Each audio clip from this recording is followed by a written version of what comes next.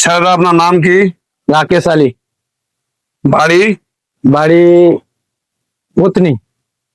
ভূতনি। ভূতনি থানা। ভূতনি থেকে যে আপনি আসলেন কিসের মাধ্যমে আমার শোরুমে আসলেন? ফেসবুকে ভিডিও দেখে।